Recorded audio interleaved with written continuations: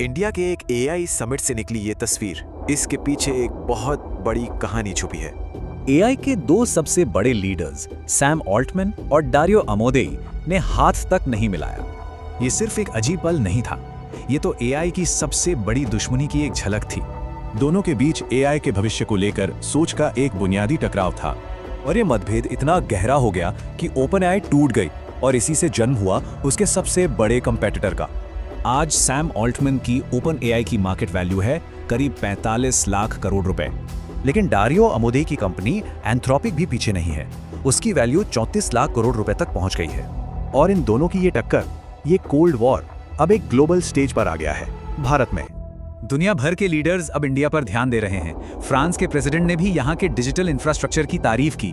सोचिए, यहाँ 50 करोड़ से ज्यादा लोग डिजिटल पेमेंट सिस्टम यानी यूपीआई इस्तेमाल करते हैं। गूगल के सीईओ सुंदर पिचाई भी कहते हैं कि यहाँ बदलाव की रफ्तार हैरान करने वाली है। लेकिन इस तेजी से आते बदलाव के साथ एक बड़ा सवाल भी खड़ा होता है, नौकरियों का क्या होगा? हाल ही में एआई को लेकर बढ़ते डर की वजह से कई आईटी कंपनियों के स्टॉक्स में भारी गिरावट देखी गई। लेकिन बात सिर्फ जॉब्स जाने की नहीं है, बल्कि जॉब्स के पूरी तरह से बदल जाने की है। बल्कि एक रिपोर्ट तो ये कहती है कि 2027 तक एआई भारत में 23 लाख नई नौकरियां बनाएगा। एआई ट्रेनर और प्रॉम्प्ट इंजीनियर जैसे कई नए प्रोफेशन सामने आ रहे हैं, जिनके बारे में कुछ साल पहले किसी ने सुना भी नहीं था। तो मतलब असली सवाल ये नहीं है कि एआई से डरना चाहिए, असली सवाल कुछ और है। आने वाले वक्त में दुनिया दो हिस्सों में बढ़ जाएगी, एक जो एआई इस्तेमाल करेंगे और दूसरे जो नहीं करेंगे।